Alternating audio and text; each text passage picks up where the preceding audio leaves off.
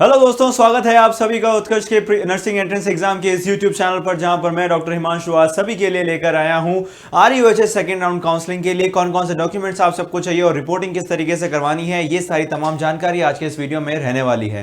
तो सबसे पहले आप सभी को पता होगा दोस्तों कि आरयूएचएस सेकंड राउंड काउंसलिंग का अलॉटमेंट लेटर आप सभी का जारी हो चुका है और उसके बाद में ये कुछ नई इंपॉर्टेंट डेट्स हैं जो आप सभी को ध्यान रखनी है। यानी कि जो आपकी चॉइस फिलिंग है 17 को शुरू हुई थी, लास्ट डेट 20 तारीख को थी। अलॉटमेंट लेटर जो है बच्चों आपका 28 तारीख को आ चुका था और 29 तारीख से आपका सेकंड राउंड काउंसलिंग का जो है बच्चों रिपोर्टिंग शुरू हो चुका है। अब यहां पर जो है बच्चों हम बात करेंगे दो तीन अलग अलग भाग में इस पूरे वीडियो में, क्योंकि सबसे पहले ऐसे कुछ स्टूडेंट्स होंगे कि जिनको सबसे पहले जिनकी सीट्स जो है बेटा सेकंड राउंड में सबसे पहले उनको कोई कॉलेज अलॉट हुआ होगा। यानी कि सबसे पहले राउंड 2 में यदि किसी को कॉलेज अलॉट हुआ है ना, यानी कि सबसे पहले मान लीजिए किसी को राउंड 2 के अंदर कोई कॉलेज अलॉट हुआ है तो उन्हें क्या करना चाहिए। तो सबसे पहले दोस्तों, जैसे कि हम सबको पता है कि राउंड 1 के अंदर यदि आपको कोई भी कॉलेज अलॉट नहीं हुआ था, पहली बार आपको राउंड 2 में कॉलेज अलॉट हुआ है, तो सबसे पहले आपको करना है कि बेटा जितने भी डॉक्यूमेंट्स आज इस वीडियो में आपको सभी को बताने वाला हूं उन सभी को पहले इकट्ठा करना है और इकट्ठा करने के बाद आपको उन सभी के बच्चों 2 फोटोकॉपीज की सेट बना लेना है। यानी कि आपके पास टोटल 3 सेट होने चाहिए सारे डॉक्यूमेंट्स के। यानी कि सबसे पहले एक सेट जो होगा बच्चों वो होगा ओरिजिनल का, ठीक है ना, वो होना चाहिए ओरिजिनल का, और 2 सेट आपके पास होने चाहिए उसके अलावा फोटोकॉपीज के। 2 सेट आपके पास फोटोकॉपीज के होने चाहिए। तो ये कंप्लीट आपको रखने हैं सारे अपने पर्याप्त जितने भी डॉक्यूमेंट्स हैं वो मैं सभी आप सभी को बताऊंगा अभी कौन कौन से डॉक्यूमेंट्स हैं जिनकी आपको तैयारी करके रखनी है और उनको जाके बच्चों यदि आपको कॉलेज पसंद है चाहे नहीं है, आपको जाके बच्चों एक बारी ज्वाइन करना है। क्योंकि मान लीजिए यदि अगर आप राउंड 2 के अंदर आपको कोई कॉलेज अलॉट हुआ है और अगर आप वो कॉलेज ज्वाइन नहीं करते हैं तो देखिए आरयूएचएस के अंदर कोई क्लियरली रूल्स ऐसे तो मेंशन नहीं कर रखे हैं उन्होंने अभी भी कोई प्रॉपर रूल बुक, जैसे कि एबीवीएमयू में और एम्स के ने जिस तरीके से यूपी में और एम्स ने जिस तरीके से अपनी एक रूल बुक जारी करी थी, है ना, पूरी डिटेल्स उन्होंने लिखी थी कि अगर आप ज्वाइन करते हैं तो क्या होगा, नहीं करते हैं तो क्या होगा। इस प्रकार की कोई भी स्पष्टता आरयूएचएस ने अभी तक नहीं दी है। तो हम यही मान के चलते हैं कि यदि आपको राउंड 2 में कोई कॉलेज मिला है तो उसको आप ज्वाइन कर लीजिए। राउंड 3 एंड राउंड 4 के अंदर जो है बेटा आपकी अगर आपको कॉलेज नहीं अच्छा लगता है तो आप चाहे तो उसको अपग्रेड भी करवा सकते हैं। परंतु कई बार हमने देखा है कि आरयूएचएस का यह पैटर्न रहा है, यदि आप राउंड 2 में यदि कोई आपको कॉलेज मिलता है और अगर आप उसको ज्वाइन नहीं करते हैं तो आपको सीधा फिर राउंड 3 या राउंड 5 में आपको सीधा चांस दिया जाता है, आपको चांस ही नहीं दिया जाता है बीच में। तो यह प्रॉब्लम एक आप सभी को फेस करनी पड़ेगी। और सेकंड हम बात करेंगे कि जिनकी कॉलेज राउंड 1 से राउंड 2 के अंदर बेटा अपग्रेड हुई है, तो अपग्रेडेशन वाले स्टूडेंट्स क्या करें।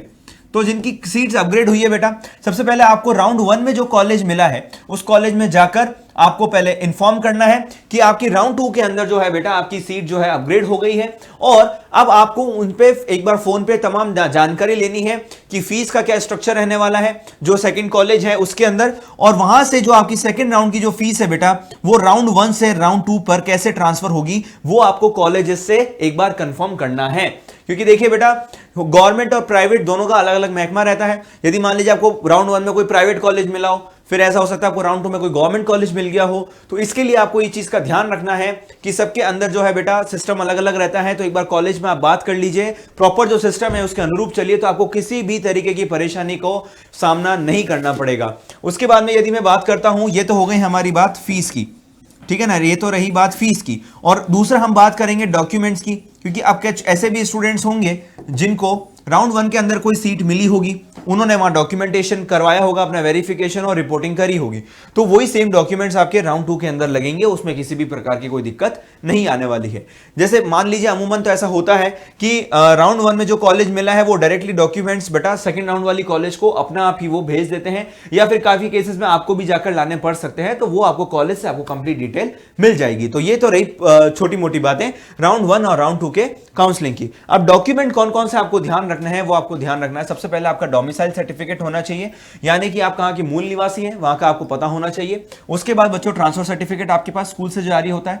फिर आपके कास्ट सर्टिफिकेट, यदि आप कोई स्पेशल कास्ट से बिलोंग करते हैं, अगर आप ईडब्ल्यूएस से हैं तो उन सभी का सर्टिफिकेट भी आपके पास। ईडब्ल्यूएस का आपको ध्यान रखना है कि लेटेस्ट इस साल का सर्टिफिकेट होना चाहिए, फाइनेंशियल ईयर 2024-25 का सर्टिफिकेट ही काम आएगा, पुराना ईडब्ल्यूएस आपका काम नहीं आएगा। उसके बाद में हमें 10th की मार्कशीट चाहिए, आईडी प्रूफ चाहिए। आईडी प्रूफ में आप कुछ भी लेकर जा सकते हैं, चाहे आपका आधार हो, चाहे आपका वोटर आईडी हो, और यदि आपका पैन कार्ड है तो वो भी चलेगा, कुछ भी चलेगा बेटा, है ना। उसमें आपका एक फोटो होना चाहिए और एक एड्रेस प्रूफ होना चाहिए। फिर आता है बेटा करेक्टर सर्टिफिकेट, जो कि आपका स्कूल से इशू होता है। उसके बाद एंटी रैगिंग का एक आपको बनवाना पड़ेगा बेटा, ये कोर्ट के अंदर बन जाता है, उसमें कोई इशू नहीं है, छोटा मोटा आपका नोटरी वोटरी हो जाता है, उसमें कोई दिक्कत नहीं है। RUHS का एडमिट कार्ड और जो रिजल्ट है बेटा उसकी प्रिंट आपको लेकर जानी है। जो आपका एडमिट कार्ड इशू हुआ था और जो प्रिंट आपने करवाया है ना, और जो रिजल्ट आया है उसका एक प्रिंट आपको लेकर जाना है। अब मानकर चलिए दोस्तों ये किस तरीके से है मैं आपको बता देता हूं। बॉन्ड सर्टिफिकेट बेटा, फॉर्म जो आपका था, हालांकि इसकी जरूरत वैसे अमूमन नहीं होती है, परंतु फिर भी ये अपने पास रखिए। उसके बाद गैप सर्टिफिकेट, यदि आपने 12th के बाद बेटा अगर ड्रॉप लिया है तो उस केस में आपको ये गैप सर्टिफिकेट देना पड़ेगा, नहीं तो कोई जरूरत नहीं है। यदि आप 12th के साथ ही आपने एडमिशन ले लिया है तो उसमें आपकी जरूरत नहीं है। और जो आपका चालान है, यानी कि जो भी आपका फी रिसिप्ट वगैरह जितना भी है, उन सबका भी आपको प्रिंट आउट निकलवाना पड़ेगा। सबसे इंपॉर्टेंट अलॉटमेंट लेटर तो आपको प्रिंट करवाना ही है। सबसे पहले जो आपका अलॉटमेंट लेटर जारी हुआ है, उसके बाद चॉइस फिलिंग का भी प्रिंट चाहिए आपको। मेडिकल फिटनेस बेटा, कोई भी CHC PHC गवर्नमेंट हॉस्पिटल में आप चले जाइए, मेडिकल फिटनेस सर्टिफिकेट आपको वहां से इशू हो जाएगा। फीस की जो रिसिप्ट है बच्चों वो आपको लेकर जानी है। उसके बाद में आता है बेटा माइग्रेशन सर्टिफिकेट, 12th की मार्कशीट और फोटो में आपको कहूंगा कम से कम 5 से 10 फोटोज तो आप अपने पास रखना बेटा, है ना, 5 से 10, क्योंकि अलग अलग जगह पर डॉक्यूमेंटेशन जब आप करवाते हैं तो आपको अलग अलग जगह पर फोटोज की जरूरत पड़ती है। तो फोटो जितनी हो उतना अच्छा, जितना हो सके लेटेस्ट फोटोज लेकर जाना। 6 महीने से 6 मंथ से ज्यादा ओल्ड नहीं होनी चाहिए, 6 महीने से ज्यादा पुरानी फोटो नहीं होनी चाहिए। अब आपको करना क्या है बेटा, मैंने बताया था सबसे पहले एक सेट आपको ओरिजिनल डॉक्यूमेंट्स का रखना है ना, ओरिजिनल डॉक्यूमेंट्स का एक सेट रखना है, और 2 सेट्स आपको इन सब की फोटोकॉपी करानी है। 2 सेट्स आपको इन सब की क्या करानी है बेटा, फोटोकॉपी करवा कर रखनी है, और 3 अलग अलग बंडल्स बनाकर आपको तैयार रखने हैं। और इस प्रकार से आप कॉलेज के अंदर जाएंगे और रिपोर्टिंग करवाएंगे। तो ये थी बच्चों तमाम जानकारी आपके सेकंड राउंड काउंसलिंग के लिए, रिपोर्टिंग के लिए। अब थर्ड राउंड कब आने वाला है और किन किन चीजों का आपको कुछ भी अगर प्रॉब्लम फेस करनी पड़ रही है तो बच्चों उसके लिए भी आप नीचे कमेंट सेक्शन में अपना कमेंट छोड़ दीजिए। मैं उसके ऊपर जो भी होगा बच्चों पर्याप्त वीडियो बनाने की पूरी प्रयास करूंगा।